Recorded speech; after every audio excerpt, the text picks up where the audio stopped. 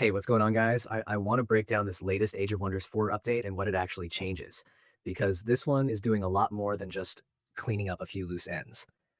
This update touches the Azh'Ruun Pit story realm, rebalances a few Chaos and Nature Tome systems, adjusts portal and gate behavior, and then spends a huge amount of its energy on crash fixes, quest fixes, economy fixes, visuals, and interface polish. It is also tied to the newer story content around Secrets of the Archmages, which includes Evermore, Azh'Ruun Pit, and Burrow Downs as featured realms.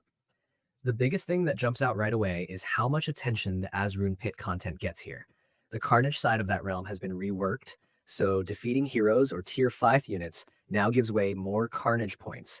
City destruction also gives a much bigger payout, and the event pacing has been tweaked, so those Carnage cosmic happening moments show up more often, with the final one arriving later. There is even a bonus if you take down Carissa early, which is a nice little nudge toward aggressive play instead of just turtling and waiting around. That same realm also got a bunch of fix work for progression, text, rewards, and exploit cases. So it sounds like the whole experience is meant to feel less messy and more rewarding from start to finish.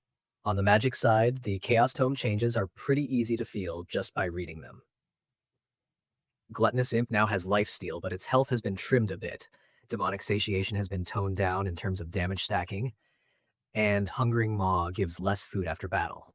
At the same time, Demon Gate can now draft Gluttonous Imp units, and the Tome of Burning Passion got starting skill adjustments, so availability is more consistent.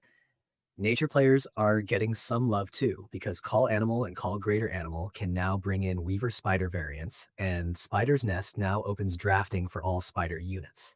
So this update is not just a fix pass, it is also nudging a few builds into clearer identity and cleaner early game decisions.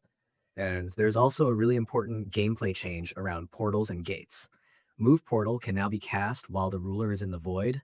Gate AI value was corrected, then reduced, and the AI is blocked from interacting with gates for the first 15 turns. That sounds like the kind of adjustment that quietly changes a whole match, because it should stop the early game from spiraling into weird AI portal plays, while also making the system behave more predictably for the player.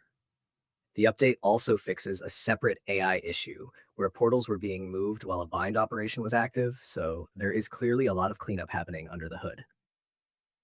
Where this patch really earns its keep is in the crash section, because there are a ton of them. The notes mention fixes for visual effects crashes, Crisis Heroes spawning crashes in Evermore, event and city capture crashes in Azh'Ruun Pit, crashes from Crisis armies conquering cities, clone unit spawn problems on occupied hexes, save loading problems with Reaver culture declarations, structure refund crashes, corrupted multiplayer board sessions, massive maps mods, save and session issues, and a Silent Empire achievement crash during city raising. That is the kind of list that tells you the update is not just smoothing out one or two edge cases, it is trying to make the whole game harder to break in normal play, in late game play, and in modded play too. The rest of the update keeps going in that same direction.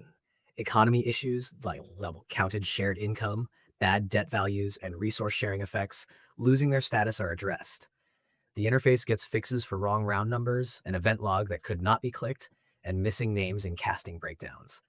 Art and visuals get a long cleanup pass too, from flying animations and model issues to outfit clipping, skin color interactions, missing icons, and broken transformation visuals. Combat also gets a couple of important fixes, including Phoenix auto-resurrection behavior and Berserk acting incorrectly on support units that should not be taking that path. And then there are the story and world map fixes, which matter a lot more than people sometimes realize. Theracath now links its final Umbral Gate properly, so progression is not blocked. Burrow Downs gets fixes for portal outcomes, underground climate progression, and event text. Evermore gets a fix for floating armies near Carissa's Gate, and the world map gets cleaner teleporter links, better structure, refresh behavior, and a fix for attacking non-siege armies from inside besieged cities. There are even modding additions here, with Sun Guardian and Moon Guardian unit data stores now available, which is a nice touch for people building content instead of just playing it. So the overall feel here is pretty clear. This is a patch built to stabilize the new content, make the newer systems behave, and clear out a huge pile of bugs that were getting in the way of smooth campaigns.